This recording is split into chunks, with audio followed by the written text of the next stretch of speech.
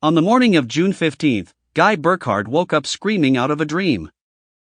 It was more real than any dream he had ever had in his life. He could still hear and feel the sharp, ripping metal explosion, the violent heave that had tossed him furiously out of bed, the searing wave of heat. He sat up convulsively and stared, not believing what he saw, at the quiet room and the bright sunlight coming in the window. He croaked, "Mary?" His wife was not in the bed next to him. The covers were tumbled and awry, as though she had just left it, and the memory of the dream was so strong that instinctively he found himself searching the floor to see if the dream explosion had thrown her down. But she wasn't there. Of course she wasn't, he told himself, looking at the familiar vanity and slipper chair, the uncracked window, the unbuckled wall. It had only been a dream. "Guy?" His wife was calling him querulously from the foot of the stairs. "Guy, dear, are you all right?" He called weakly, "Sure." There was a pause. Then Mary said doubtfully, "Breakfast is ready." "Are you sure you're all right? I thought I heard you yelling." Burckhardt said more confidently, "I had a bad dream, honey. Be right down." In the shower, punching the lukewarm Anne cologne he favored, he told himself that it had been a beaut of a dream. Still, bad dreams weren't unusual, especially bad dreams about explosions. In the past 30 years of H-bomb jitters, who had not dreamed of explosions? Even Mary had dreamed of them, it turned out, for he started to tell her about the dream, but she cut him off. "You did?" Her voice was astonished. "Why, dear, I dreamed the same thing. Well, almost the same thing. I didn't actually hear anything. I dreamed that something woke me up, and then there was a sort of quick bang, and then something hit me on the head. And that was all." "Was yours like that?" Burckhardt coughed. "Well, no," he said.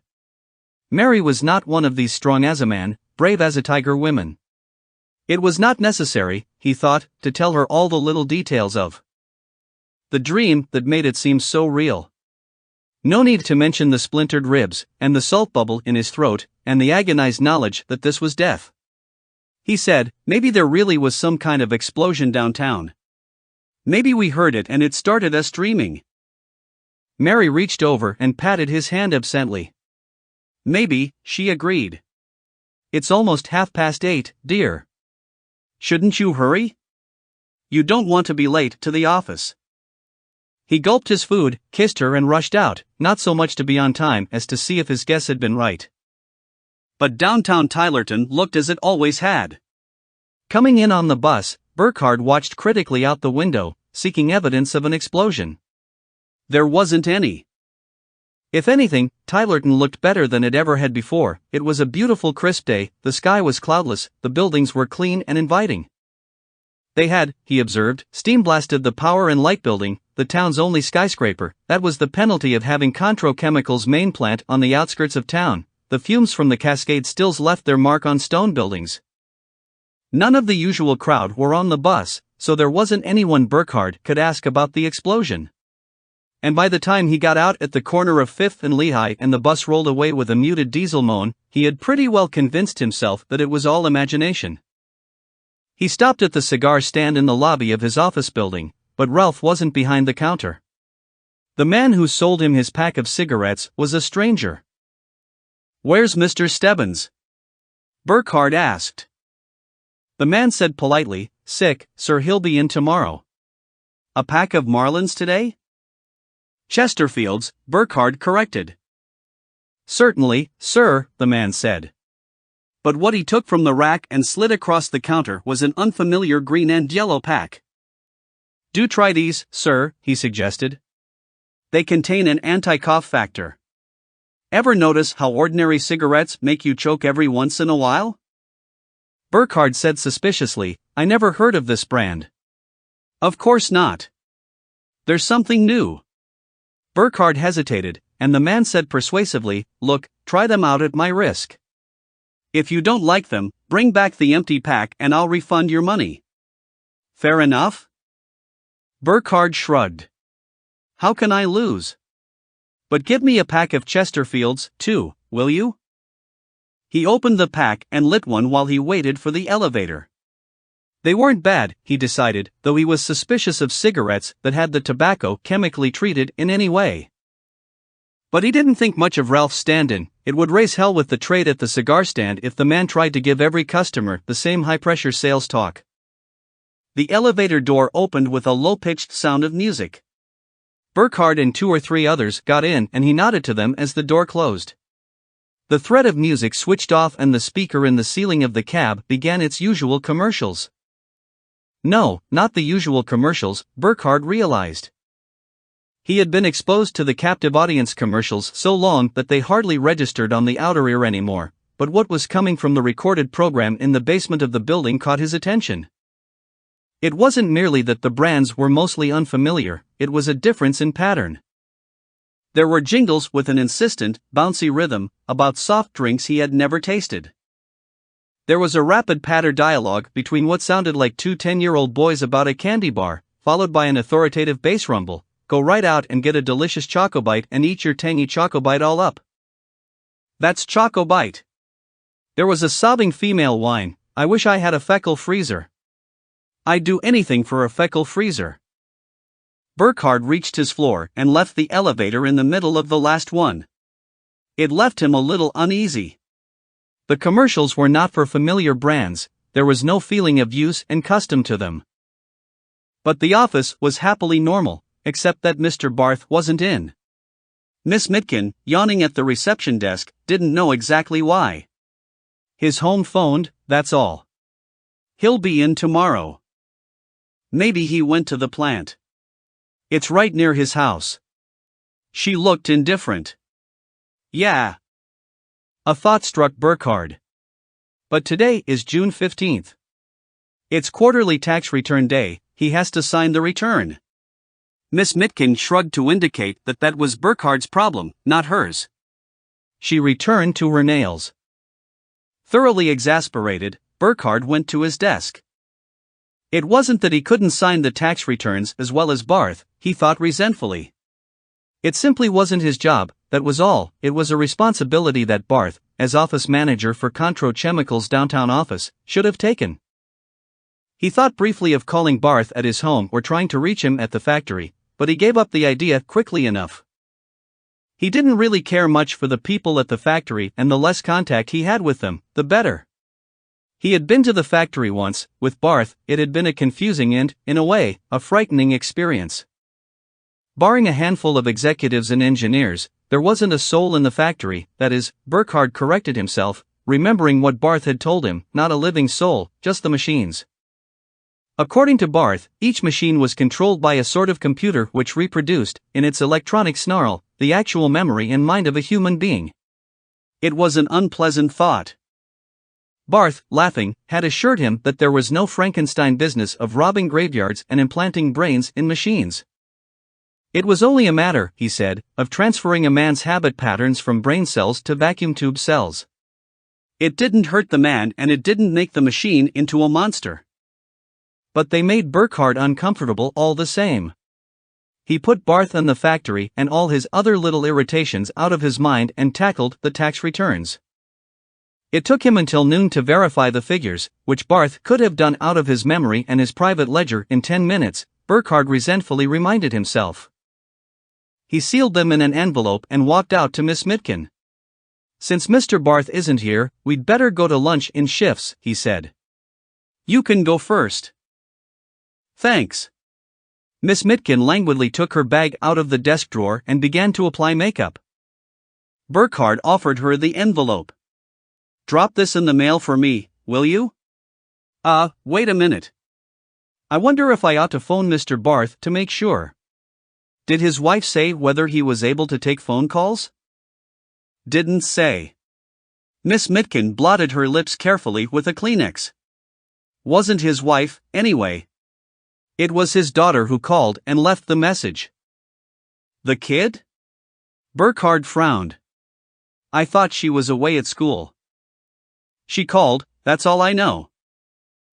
Burkhardt went back to his own office and stared distastefully at the unopened mail on his desk. He didn't like nightmares, they spoiled his whole day. He should have stayed in bed, like Barth. A funny thing happened on his way home. There was a disturbance at the corner where he usually caught his bus. Someone was screaming something about a new kind of deep freeze, so he walked an extra block. He saw the bus coming and started to trot. But behind him, someone was calling his name. He looked over his shoulder. A small harried-looking man was hurrying toward him. Burkhard hesitated, and then recognized him. It was a casual acquaintance named Swanson. Burkhard sourly observed that he had already missed the bus. He said, "Hello." Swanson's face was desperately eager. "Burkhard?" he asked inquiringly, with an odd intensity. And then he just stood there silently, watching Burkhard's face, with a burning eagerness that dwindled to a faint hope and died to a regret. He was searching for something, waiting for something, Burkhard thought. But whatever it was he wanted, Burkhard didn't know how to supply it. Burkhard coughed and said again, "Hello, Swanson." Swanson didn't even acknowledge the greeting. He merely sighed a very deep sigh. "Nothing doing," he mumbled, apparently to himself. He nodded abstractedly to Burkhard and turned away. Burkhard watched the slumped shoulders disappear in the crowd. It was an odd sort of day, he thought, and one he didn't much like. Things weren't going right. Riding home on the next bus, he brooded about it. It wasn't anything terrible or disastrous, it was something out of his experience entirely. You live your life, like any man, and you form a network of impressions and reactions. You expect things. When you open your medicine chest, your razor is expected to be on the second shelf. When you lock your front door, you expect to have to give it a slight extra tug to make it latch. It isn't the things that are right and perfect in your life that make it familiar. It is the things that are just a little bit wrong, the sticking latch, the light switch at the head of the stairs that needs an extra push because the spring is old and weak, the rug that unfailingly skids underfoot. It wasn't just that things were wrong with the pattern of Burkhard's life, it was that the wrong things were wrong. For instance, Barth hadn't come into the office, yet Barth always came in. Burkhard brooded about it through dinner. He brooded about it, despite his wife's attempt to interest him in a game of bridge with the neighbors, all through the evening. The neighbors were people he liked, and Farley Dennerman. He had known them all their lives. But they were odd and brooding, too, this night, and he barely listened to Dennerman's complaints about not being able to get good phone service or his wife's comments on the disgusting variety of television commercials they had these days. Burkhard was well on the way to setting an all-time record for continuous abstraction when, around midnight, with a suddenness that surprised him, he was strangely aware of it happening. He turned over in his bed and, quickly and completely, fell asleep. 2. On the morning of June 15th, Burkhard woke up screaming. It was more real than any dream he had ever had in his life. He could still hear the explosion, feel the blast that crushed him against a wall. It did not seem right that he should be sitting bolt upright in bed in an undisturbed room. His wife came pattering up the stairs. "Darling," she cried. "What's the matter?" He mumbled, "Nothing. Bad dream." She relaxed, hand on heart. In an angry tone, she started to say, "You gave me such a shock." But a noise from outside interrupted her. There was a wail of sirens and a clang of bells. It was loud and shocking. The Burkhards stared at each other for a heartbeat, then hurried fearfully to the window. There were no rumbling fire engines in the street, only a small panel truck, cruising slowly along. Flaring loudspeaker horns crowned its top. From them issued the screaming sound of sirens, growing in intensity, mixed with the rumble of heavy-duty engines and the sound of bells. It was a perfect record of fire engines arriving at a 4-alarm blaze. Burkhard said in amazement, "Mary, that's against the law." "Do you know what they're doing?" "They're playing records of a fire." "What are they up to?" "Maybe it's a practical joke," his wife offered. "Joke? Waking up the whole neighborhood at 6 o'clock in the morning?" He shook his head. "The police will be here in 10 minutes, he predicted. Wait and see." But the police weren't, not in 10 minutes, or at all. Whoever the pranksters in the car were, they apparently had a police permit for their games. The car took a position in the middle of the block and stood silent for a few minutes. Then there was a crackle from the speaker, and a giant voice chanted. Feckle freezers, gotta have a feckle freezer, feckle, feckle, feckle, feckle, feckle, feckle. It went on and on. Every house on the block had faces staring out of windows by then. The voice was not merely loud, it was nearly deafening. Burkhard shouted to his wife, over the uproar, "What the hell is a feckle freezer?" "Some kind of a freezer, I guess, dear," she shrieked back unhelpfully. Abruptly the noise stopped and the truck stood silent. It was still misty morning, the sun's rays came horizontally across the rooftops. It was impossible to believe that, a moment ago, the silent block had been bellowing the name of a freezer. A crazy advertising trick, Burkhard said bitterly. He yawned and turned away from the window. Might as well get dressed. I guess that's the end of. The bellow caught him from behind, it was almost like a hard slap on the ears. A harsh, sneering voice, louder than the archangel's trumpet, howled. "Have you got a freezer? It stinks. If it isn't a feckle freezer, it stinks. If it's a last year's feckle freezer, it stinks. Only this year's feckle freezer is any good at all." You know who owns an Ajax freezer? Fairies own Ajax freezers. You know who owns a triple cold freezer? Commies own triple cold freezers. Every freezer but a brand new feckle freezer stinks. The voice screamed inarticulately with rage. I'm warning you. Get out and buy a feckle freezer right away. Hurry up. Hurry for feckle. Hurry for feckle. Hurry, hurry, hurry, feckle, feckle, feckle, feckle, feckle, feckle. It stopped eventually. Burkhard licked his lips. He started to say to his wife, "Maybe we ought to call the police about," when the speakers erupted again. It caught him off guard, it was intended to catch him off guard. It screamed. Feckle, feckle, feckle, feckle, feckle, feckle, feckle, feckle. Cheap freezers ruin your food. You'll get sick and throw up. You'll get sick and die. Buy a feckle, feckle, feckle, feckle. Ever take a piece of meat out of the freezer? You've got and see how rotten and moldy it is? Buy a feckle, feckle, feckle, feckle, feckle. Do you want to eat rotten, stinking food? Or do you want to wise up and buy a feckle, feckle, feckle? That did it. With fingers that kept stabbing the wrong holes, Burkhard finally managed to dial the local police station. He got a busy signal, it was apparent that he was not the only one with the same idea, and while he was shakingly dialing again, the noise outside stopped. He looked out the window. The truck was gone. Burkhard loosened his tie and ordered another frosty flip from the waiter. If only they wouldn't keep the Crystal Cafe so hot. The new paint job, searing reds and blinding yellows, was bad enough, but someone seemed to have the delusion that this was January instead of June. The place was a good 10 degrees warmer than outside. He swallowed the frosty flip in 2 gulps. It had a kind of peculiar flavor, he thought, but not bad. It certainly cooled you off, just as the waiter had promised. He reminded himself to pick up a carton of them on the way home. Mary might like them. She was always interested in something new. He stood up awkwardly as the girl came across the restaurant toward him. She was the most beautiful thing he had ever seen in Tylerton.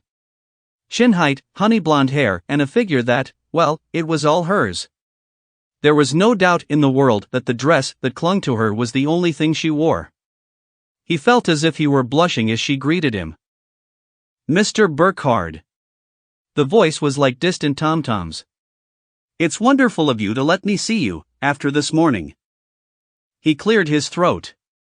Not at all. Won't you sit down, miss? April Horn, she murmured, sitting down, beside him, not where he had pointed on the other side of the table. Call me April, won't you? She was wearing some kind of perfume, Burkhard noted with what little of his mind was functioning at all. It didn't seem fair that she should be using perfume as well as everything else. He came to with a start and realized that the waiter was leaving with an order for filets mignon for two. Hey, he objected. Please, Mr. Burkhardt. Her shoulder was against his, her face was turned to him, her breath was warm, her expression was tender and solicitous. This is all on the Feckle Corporation. Please let them, it's the least they can do. He felt her hand burrowing into his pocket. I put the price of the meal into your pocket, she whispered conspiratorially. Please do that for me, won't you? I mean, I'd appreciate it if you'd pay the waiter, I'm old-fashioned about things like that. She smiled meltingly, then became mock businesslike. But you must take the money, she insisted. Why, you're letting Feckle off lightly if you do. You could sue them for every nickel they've got, disturbing your sleep like that. With a dizzy feeling, as though he had just seen someone make a rabbit disappear into a top hat, he said, Why, it really wasn't so bad, April. A little noisy, maybe, but... Oh, Mr. Burkhardt. The blue eyes were wide and admiring. I knew you'd understand. It's just that, well, it's such a wonderful freezer that some of the outside men get carried away, so to speak. As soon as the main office found out about what happened, they sent representatives around to every house on the block to apologize. Your wife told us where we could phone you, and I'm so very pleased that you were willing to let me have lunch with you, so that I could apologize, too. Because truly, Mr. Burkhardt, it is a fine freezer. I shouldn't tell you this, but, the blue eyes were shyly lowered, I do almost anything for Feckle freezers. It's more than a job to me. She looked up. She was enchanting. I bet you think I'm silly, don't you? Burkhardt coughed. Well, Oh, you don't want to be unkind. She shook her head. No, don't pretend. You think it's silly. But really, Mr. Burkhardt, you wouldn't think so if you knew more about the Feckle. Let me show you this little booklet. Burkhardt got back from lunch a full hour late. It wasn't only the girl who delayed him. There had been a curious interview with a little man named Swanson, whom he barely knew, who had stopped him with desperate urgency on the street, and then left him cold. But it didn't matter much. Mr. Barth, for the first time since Burkhardt had worked there, was out for the day, leaving Burkhardt stuck with the quarterly tax returns. What did matter, though, was that somehow he had signed a purchase order for a 12 cubic foot Feckle freezer, upright model, self-defrosting, list price $625, with a 10. Poor. Cent. Courtesy. Discount, because of that horrid affair this morning, Mr. Burkhardt, she had said. And he wasn't sure how he could explain it to his wife. He needn't have worried. As he walked in the front door, his wife said almost immediately, I wonder if we can't afford a new freezer, dear. There was a man here to apologize about that noise and, well, we got to talking and she had signed a purchase order, too. It had been the damnedest day, Burkhardt thought later, on his way up to bed. But the day wasn't done with him yet. At the head of the stairs, the weakened spring in the electric light switch refused to click at all. He snapped it back and forth angrily and, of course, succeeded in jarring the tumbler out of its pins. The wires shorted and every light in the house went out. Damn, said Guy Burkhardt. Fuse? His wife shrugged sleepily. Let it go till the morning, dear. Burkhardt shook his head. You go back to bed. I'll be right along. It wasn't so much that he cared about fixing the fuse, but he was too restless for sleep. He disconnected the bad switch with a screwdriver, stumbled down into the black kitchen, found the flashlight and climbed gingerly down the cellar stairs. He located a spare fuse, pushed an empty trunk over to the fuse box to stand on and twisted out the old fuse. When the new one was in, he heard the starting click and steady drone of the refrigerator in the kitchen overhead. He headed back to the steps, and stopped. Where the old trunk had been, the cellar floor gleamed oddly bright.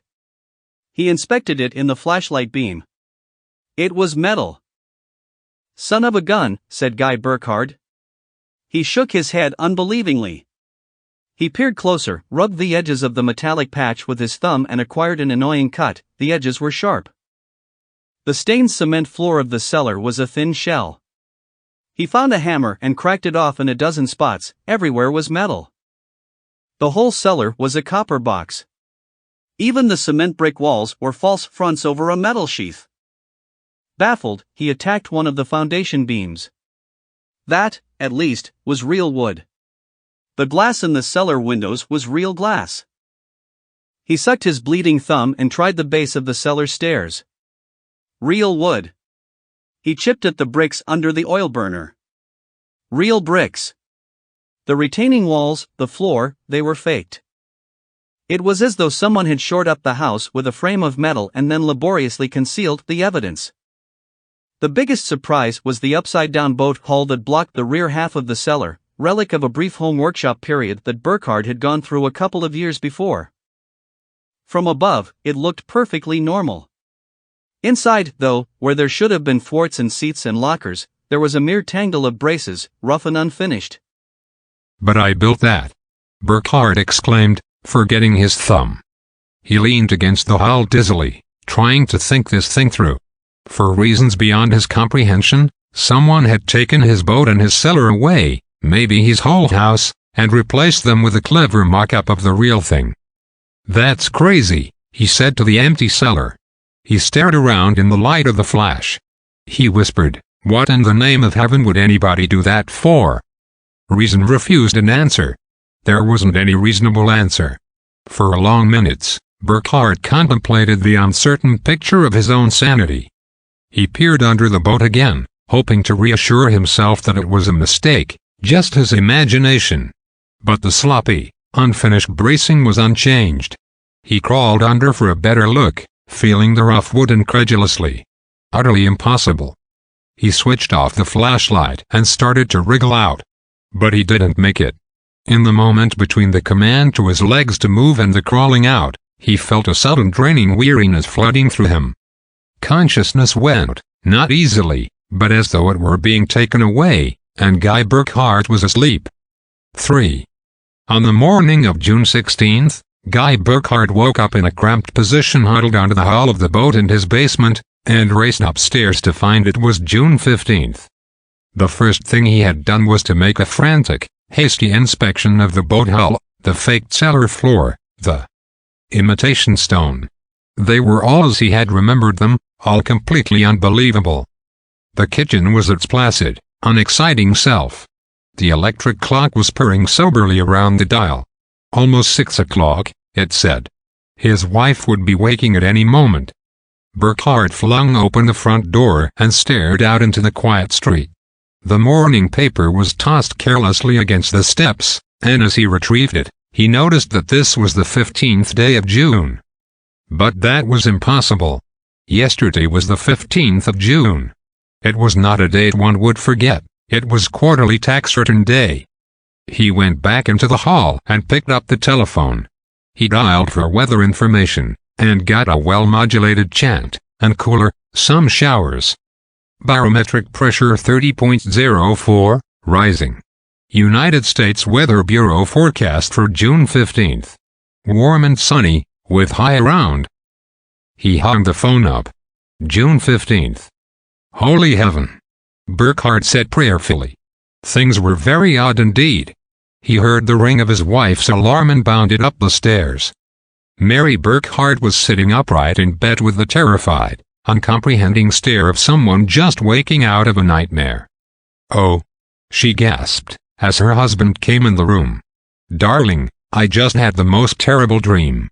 It was like an explosion and—" "Again?" Burkhardt asked, not very sympathetically.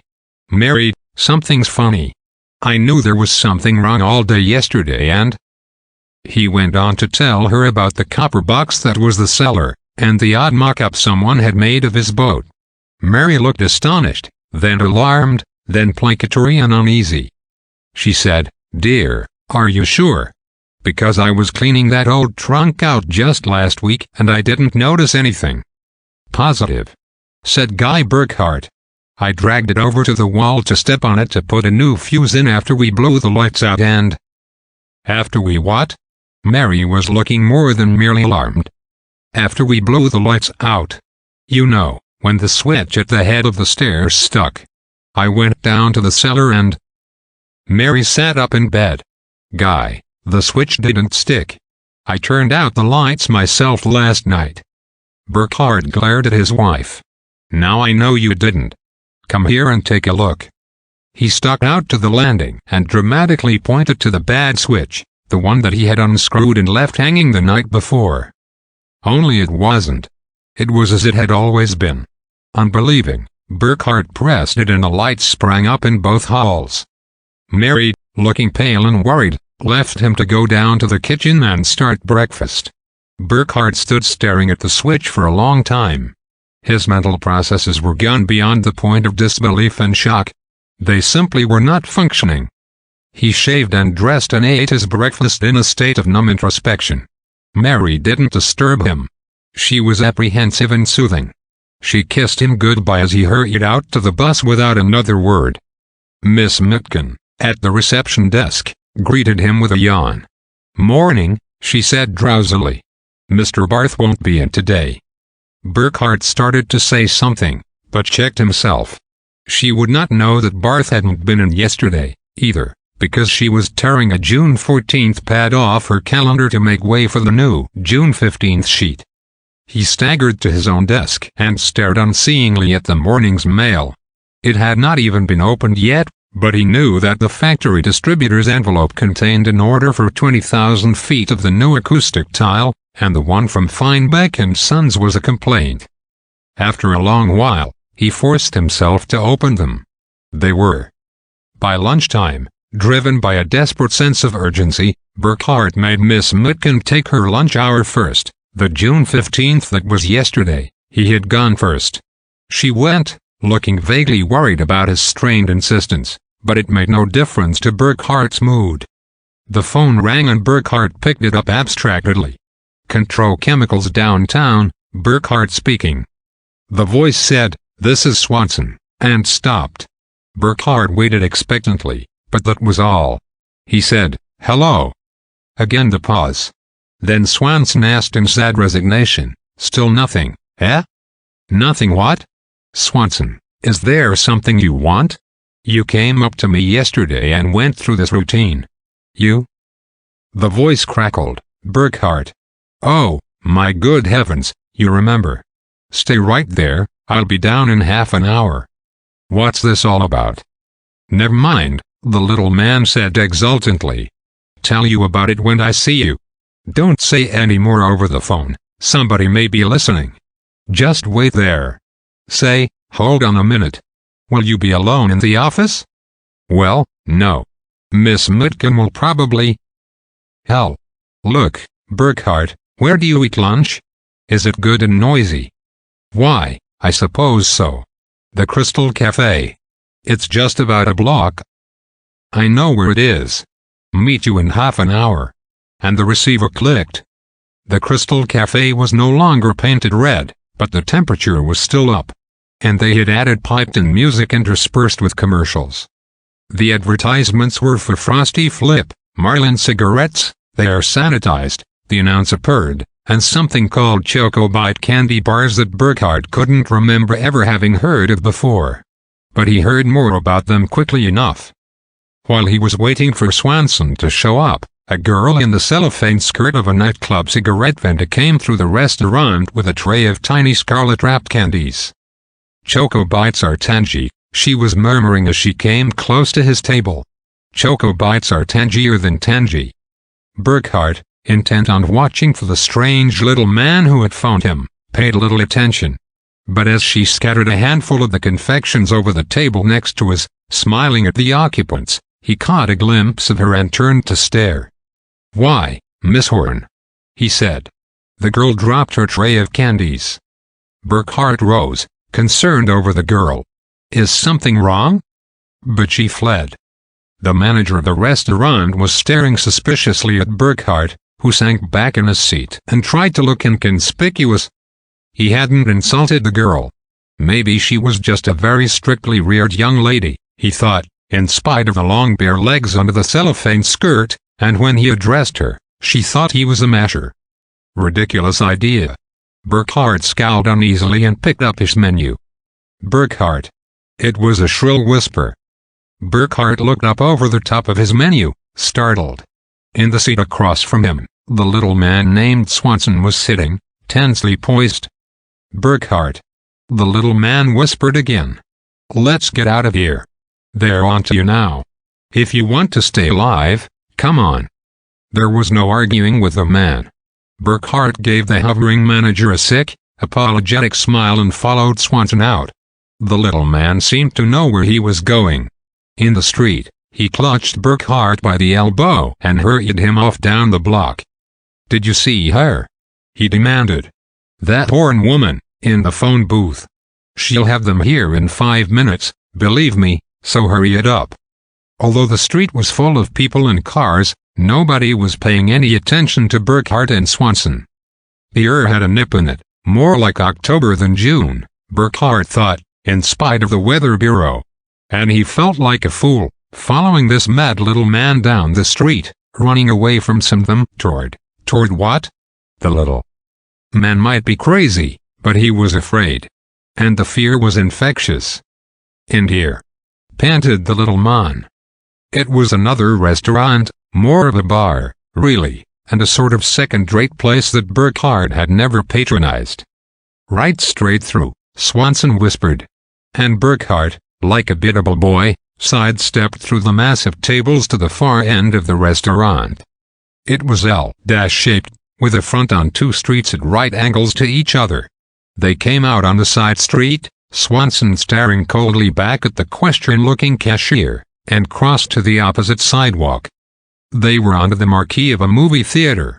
Swanson's expression began to relax. Lost them. He crowed softly. We're almost there. He stepped up to the window and bought 2 tickets. Burkhardt trailed him into the theater. It was a weekday matinee and the place was almost empty. From the screen came sounds of gunfire and horses' hooves. A solitary usher, leaning against a bright brass rail, looked briefly at them and went back to staring boredly at the picture as Swanson led Burkhardt down a flight of carpeted marble steps. They were in the lounge and it was empty. There was a door for men and one for ladies, and there was a third door. Marked manager in gold letters. Swanson listened at the door, and gently opened it and peered inside. Okay, he said, gesturing. Burkhardt followed him through an empty office, to another door, a closet, probably, because it was unmarked. But it was no closet. Swanson opened it warily, looked inside, then motioned Burkhardt to follow. It was a tunnel, metal-walled, brightly lit empty, it stretched vacantly away in both directions from them. Burkhardt looked wondering around. One thing he knew and knew full well. No such tunnel belonged under Tylerton. There was a room off the tunnel with chairs and a desk and what looked like television screens. Swanson slumped in a chair, panting. We're all right for a while here, he wheezed. They don't come here much anymore. If they do, we'll hear them and we can hide. Who? Demanded Burkhardt. The little man said, Martians. His voice cracked on the word and the life seemed to go out of him. In morose tones, he went on, well, I think they're Martians. Although you could be right, you know. I've had plenty of time to think it over these last few weeks, after they got you, and it's possible they're Russians after all. Still. Start from the beginning. Who got me when? Swanson sighed. So we have to go through the whole thing again. All right. It was about 2 months ago that you banged on my door, late at night. You were all beat up, scared silly. You begged me to help you. I did. Naturally you don't remember any of this. Listen and you'll understand. You were talking a blue streak about being captured and threatened, and your wife being dead and coming back to life, and all kinds of mixed up nonsense. I thought you were crazy. But, well, I've always had a lot of respect for you. And you begged me to hide you and I have this darkroom, you know. It locks from the inside only. I put the lock on myself. So we went in there, just to humor you, and along about midnight, which was only 15 or 20 minutes after, We passed out. Passed out? Swanson nodded. Both of us. It was like being hit with a sandbag. Look, didn't it happen to you again last night? I guess it did. Burkhardt shook his head uncertainly. Sure. And then all of a sudden we were awake again, and you said you were going to show me something funny, and we went out and bought a paper. And the date on it was June 15th. June 15th. But that's today. I mean, you got it, friend. It's always today. It took time to penetrate. Burkhardt said wonderingly, You've hidden out in that dark room for how many weeks? How can I tell? 4 or 5, maybe. I lost count. And every day the same, always the 15th of June, always my landlady, Mrs. Kiefer, is sweeping the front steps, always the same headline in the papers at the corner. It gets monotonous, friend. IV. It was Burkhardt's idea and Swanson despised it, but he went along. He was the type who always went along. It's dangerous, he grumbled worriedly. Suppose somebody comes by. They'll spot us and, what have we got to lose? Swanson shrugged. It's dangerous, he said again. But he went along. Burkhardt's idea was very simple. He was sure of only one thing, the tunnel went somewhere. Martians or Russians, fantastic plot or a crazy hallucination, whatever was wrong with Tylerton had an explanation, and the place to look for it was at the end of the tunnel. They jogged along. It was more than a mile before they began to see an end. They were in luck, at least no one came through the tunnel to spot them. But Swanson had said that it was only at certain hours that the tunnel seemed to be in use. Always the 15th of June. Why? Burkhardt asked himself. Never mind the how. Why? And falling asleep, completely involuntarily, everyone at the same time, it seemed. And not remembering, never remembering anything, Swanson had said how eagerly he saw Burkhardt again, the morning after Burkhardt had incautiously waited 5 minutes too many before retreating into the dark room. When Swanson had come to, Burkhardt was gone. Swanson had seen him in the street that afternoon, but Burkhardt had remembered nothing. And Swanson had lived his mouse's existence for weeks, hiding in the woodwork at night, stealing out by day to search for Burkhardt and pitiful hope, scurrying around the fringe of life, trying to keep from the deadly eyes of them. One of them was the girl named April Horn. It was by seeing her walk carelessly into a telephone booth and never come out that Swanson had found the tunnel. Another was the man at the cigar stand in Burkhardt's office building. There were more, at least a dozen that Swanson knew of or suspected. They were easy enough to spot, once you knew where to look, for they, alone in Tylerton, changed their roles from day to day. Burkhardt was on that 8:51 bus, every morning of every day that was June 15th, never different by a hair or a moment. But April Horn was sometimes gaudy in the cellophane skirt, giving away candy or cigarettes. Sometimes plainly dressed. Sometimes not seen by Swanson at all. Russians? Martians? Whatever they were, what could they be hoping to gain from this mad masquerade? Burkhardt didn't know the answer, but perhaps it lay beyond the door at the end of the tunnel. They listened carefully and heard distant sounds that could not quite be made out, but nothing that seemed dangerous. They slipped through. And, through a wide chamber and up a flight of steps, they found they were in what Burkhardt recognized as the control chemicals plant. Nobody was in sight. By itself, that was not so very odd, the automatized factory had never had very many persons in it. But Burkhardt remembered, from his single visit, the endless, ceaseless business of the plant, the valves that opened and closed, the vats that emptied themselves and filled themselves and stirred and cooked and chemically tasted the bubbling liquids they held inside themselves. The plant was never populated, but it was never still. Only, now it was still. Except for the distant sounds, there was no breath of life in it. The captive electronic minds were sending out no commands. The coils and relays were at rest. Burkhardt said, "Come on." Swanson reluctantly followed him through the tangled aisles of stainless steel columns and tanks. They walked as though they were in the presence of the dead. In a way, they were, For what were the automatons that once had run the factory, if not corpses? The machines were controlled by computers that were really not computers at all, but the electronic analogs of living brains. And if they were turned off, were they not dead? For each had once been a human mind. Take a master petroleum chemist, infinitely skilled in the separation of crude oil into its fractions. Strap him down. Probe into his brain with searching electronic needles. The machine scans the patterns of the mind, translates what it sees into charts and sine waves. Impress these same waves on a robot computer and you have your chemist. Or 1,000 copies of your chemist, if you wish, with all of his knowledge and skill, and no human limitations at all. Put a dozen copies of him into a plant and they will run it all, 24 hours a day, 7 days of every week, never tiring, never overlooking anything, never forgetting. Swanson stepped up closer to Burkhardt. "I'm scared," he said. They were across the room now and the sounds were louder. They were not machine sounds, but voices. Burkhardt moved cautiously up to a door and dared to peer around it. It was a smaller room, lined with television screens, each one, a dozen or more, at least, with a man or woman sitting before it, staring into the screen and dictating notes into a recorder. The viewers dialed from scene to scene. No two screens ever showed the same picture. The pictures seemed to have little in common. One was a store, where a girl dressed like April Horn was demonstrating home freezers. One was a series of shots of kitchens. Burkhardt caught a glimpse of what looked like the cigar stand in his office building.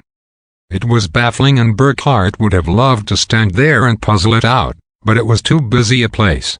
There was the chance that someone would look their way or walk out and find them. They found another room. This one was empty. It was an office, large and sumptuous. It had a desk, littered with papers. Burkhardt stared at them, briefly at first, then, as the words on one of them caught his attention, with incredulous fascination. He snatched up the topmost sheet, scanned it, and another, while Swanson was frenziedly searching through the drawers. Burkhardt swore unbelievingly and dropped the papers to the desk. Swanson, hardly noticing, yelped with delight. "Look!"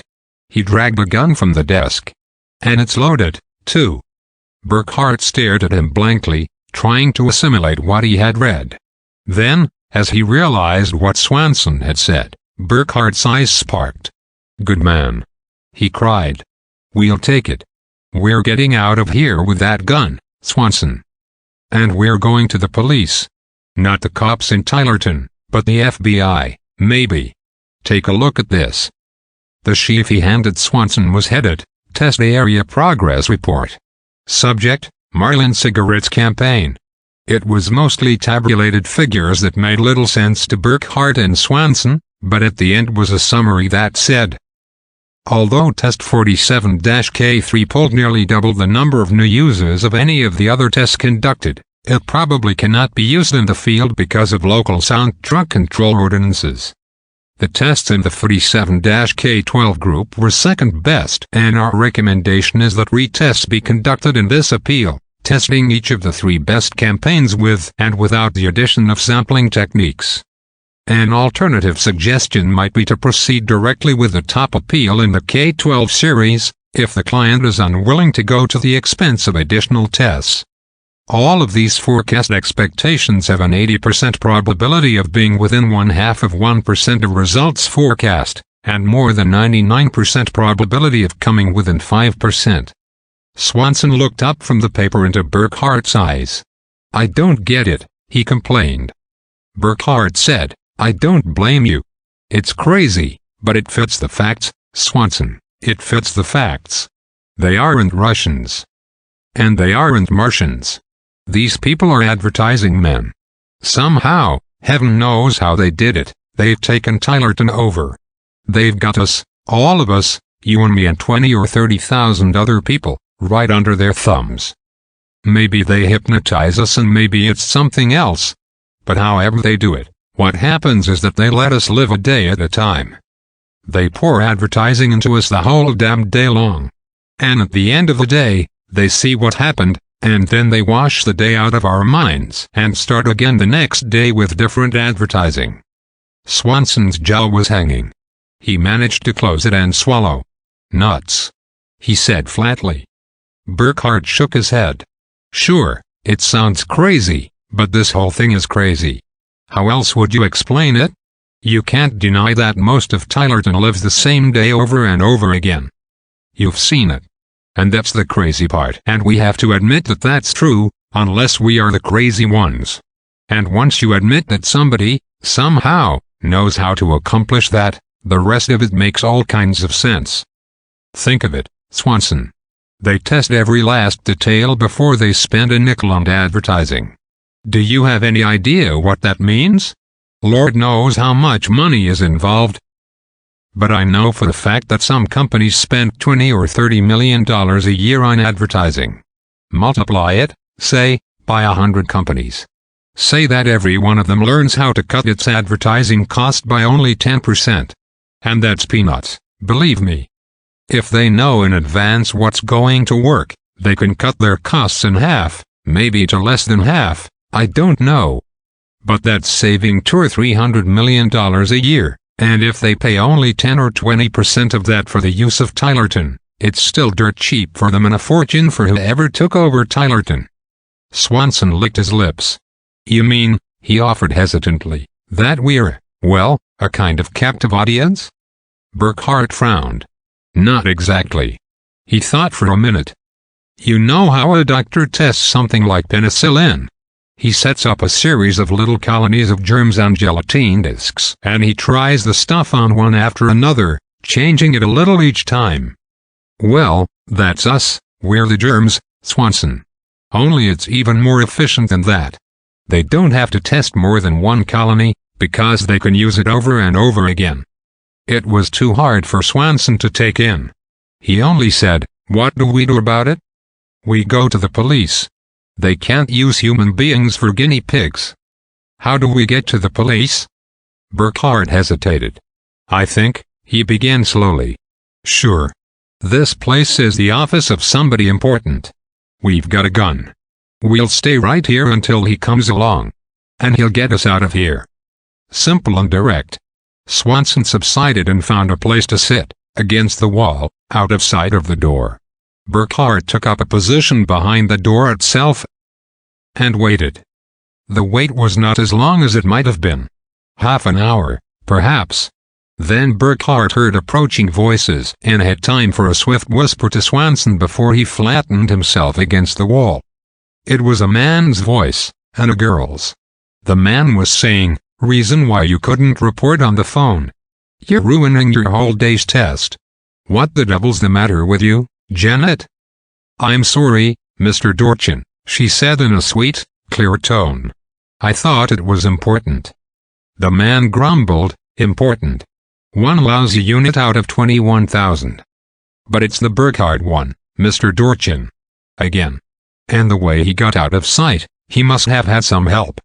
All right. It doesn't matter, Janet. The Choco Bike program is ahead of schedule anyhow. As long as you're this far, come on in the office and make out your worksheet. And don't worry about the Burkhardt business. He's probably just wandering around. We'll pick him up tonight and... They were inside the door. Burkhardt kicked it shut and pointed the gun. That's what you think, he said triumphantly. It was worth the terrified hours, the bewildered sense of insanity, the confusion and fear. It was the most satisfying sensation Burkhardt had ever had in his life. The expression on the man's face was one he had read about but never actually seen. Dorchin's mouth fell open and his eyes went wide, and though he managed to make a sound that might have been a question, it was not in words. The girl was almost as surprised. And Burkhardt, looking at her, knew why her voice had been so familiar. The girl was the one who had introduced herself to him as April Horn. Dorchin recovered himself quickly. Is this the one? He asked sharply. The girl said, yes. Dorchin nodded. I take it back. You were right. You, Burkhardt. What do you want? Swanson piped up, watch him. He might have another gun. Search him then, Burkhardt said. I'll tell you what we want, Dorchin. We want you to come along with us to the FBI and explain to them how you can get away with kidnapping 20,000 people.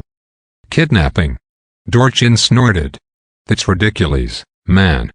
Put that gun away, you can't get away with this. Burkhardt hefted the gun grimly. I think I can. Dorchin looked furious and sick, but, oddly, not afraid. Damn it, he started to bellow, then closed his mouth and swallowed. Listen, he said persuasively, you're making a big mistake. I haven't kidnapped anybody, believe me. I don't believe you, said Burkhardt bluntly. Why should I? But it's true. Take my word for it. Burkhardt shook his head. The FBI can take your word if they like. We'll find out. Now how do we get out of here? Dorchin opened his mouth to argue. Burkhardt blazed, don't get in my way. I'm willing to kill you if I have to. Don't you understand that? I've gone through 2 days of hell and every second of it I blame on you. Kill you? It would be a pleasure and I don't have a thing in the world to lose. Get us out of here. Dorchin's face went suddenly opaque. He seemed about to move. But the blonde girl he had called Janet slipped between him and the gun. Please? She begged Burkhardt. You don't understand. You mustn't shoot. Get out of my way. But, Mr. Burkhardt. She never finished. Dorchin, his face unreadable, headed for the door. Burkhardt had been pushed 1 degree too far. He swung the gun, bellowing. The girl called out. Sharply. He pulled the trigger.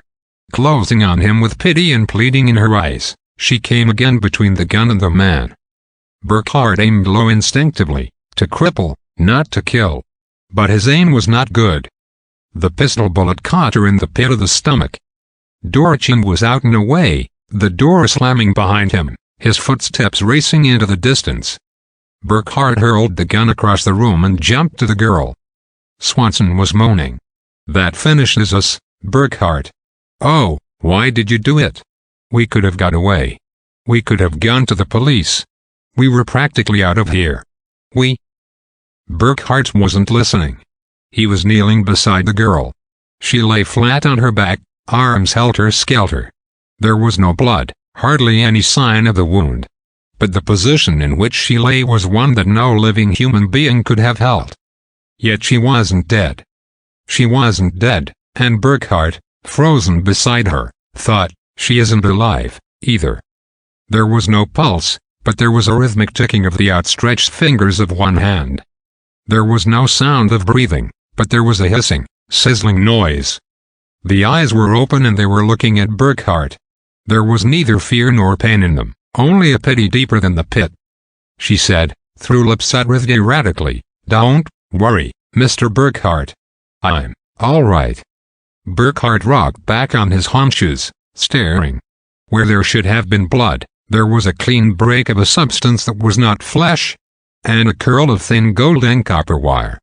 Burkhardt moistened his lips. You're a robot, he said. The girl tried to nod. The twitching lips said, I am. And so are you. V.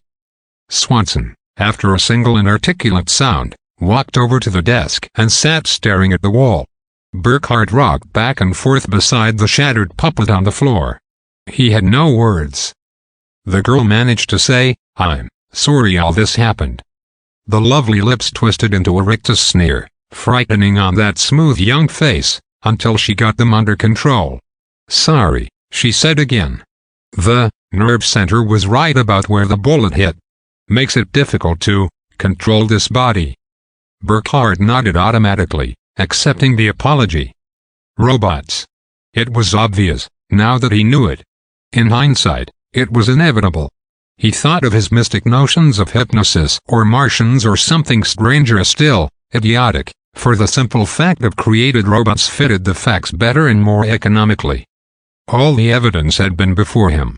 The automatized factory, with its transplanted minds, why not transplant a mind into a humanoid robot, give it its original owner's features and form? Could it know that it was a robot? All of us, Burkhardt said, hardly aware that he spoke out loud. My wife and my secretary and you and the neighbors. All of us the same. No. The voice was stronger. Not exactly the same, all of us. I chose it, you see. This time the convulsed lips were not a random contortion of the nerves. I was an ugly woman, Mr. Burkhardt, and nearly 60 years old. Life had passed me. And when Mr. Dorchin offered me the chance to live again as a beautiful girl, I jumped at the opportunity. Believe me, I jumped, in spite of its disadvantages. My flesh body is still alive, it is sleeping, while I am here. I could go back to it. But I never do. And the rest of us? Different, Mr. Burkhardt. I work here. I'm carrying out Mr. Dorchin's orders, mapping the results of the advertising tests, watching you and the others live as he makes you live. I do it by choice, but you have no choice. Because, you see, you were dead. Dead? Cried Burkhardt. It was almost a scream. The blue eyes looked at him unwinkingly and he knew that it was no lie. He swallowed, marveling at the intricate mechanisms that let him swallow, and sweat, and eat. He said, "Oh, the explosion in my dream." It was no dream. You were right, the explosion. That was real and this plant was the cause of it. The storage tanks let go and what the blast didn't get, the fumes killed a little later. But almost everyone died in the blast, 21,000 persons. You died with them and that was Dorchin's chance. The damn ghoul, said Burkhardt. The twisted shoulders shrugged with an odd grace. Why?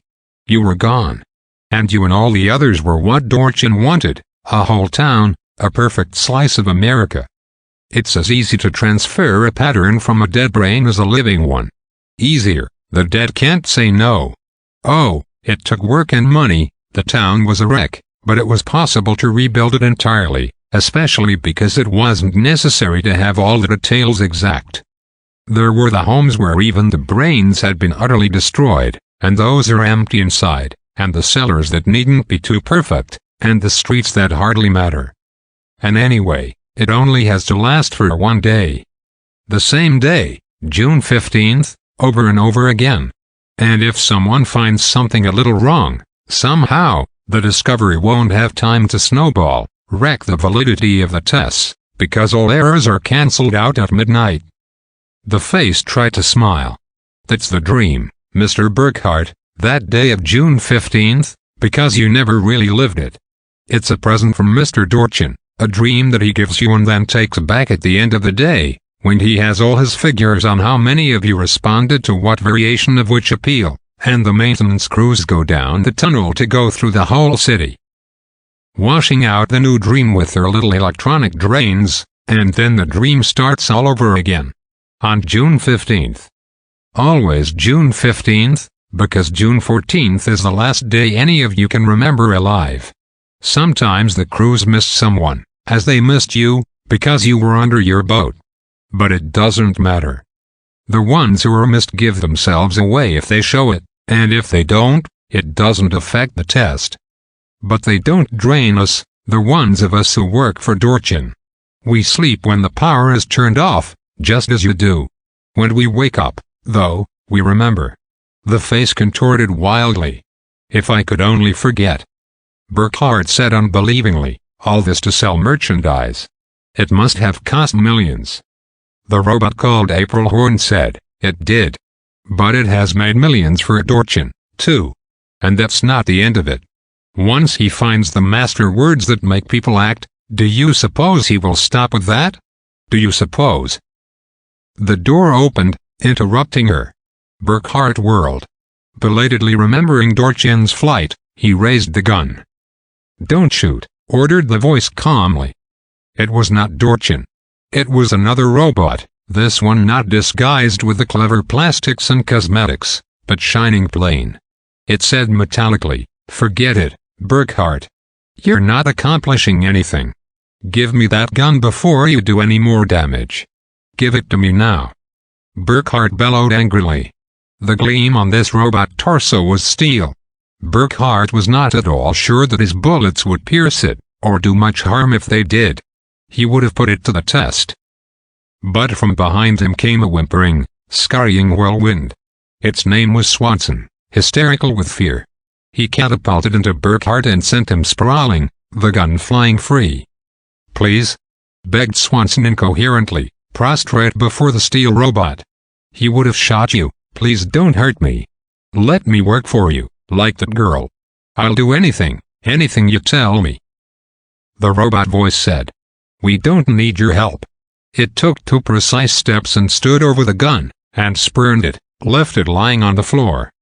The wrecked blonde robot said, without emotion, "I doubt that I can hold out much longer, Mr. Dorchin." "Disconnect if you have to," replied the steel robot. Burkhardt blinked. "But you're not Dorchin." The steel robot turned deep eyes on him. "I am," it said. "Not in the flesh, but this is the body I am using at the moment. I doubt that you can damage this one with a gun." The other robot body was more vulnerable. "Now will you stop this nonsense? I don't want to have to damage you. You're too expensive for that. Will you just sit down and let the maintenance crews adjust you?" Swanson groveled. You won't punish us?" The steel robot had no expression, but its voice was almost surprised. "Punish you?" it repeated on a rising note. "How?" Swanson quivered as though the word had been a whip. But Burkhardt flared, "Adjust him, if he'll let you, but not me. You're going to have to do me a lot of damage, Dorchin. I don't care what I cost or how much trouble it's going to be to put me back together again. But I'm going out of that door. If you want to stop me, you'll have to kill me. You won't stop me any other way." The steel robot took a half step toward him, and Burkhardt involuntarily checked his stride. He stood poised and shaking, ready for death, ready for attack, ready for anything that might happen. Ready for anything except what did happen. For Dorchin's steel body merely stepped aside, between Burkhardt and the gun, but leaving the door free. "Go ahead," invited the steel robot. "Nobody's stopping you." Outside the door, Burkhardt brought up sharp.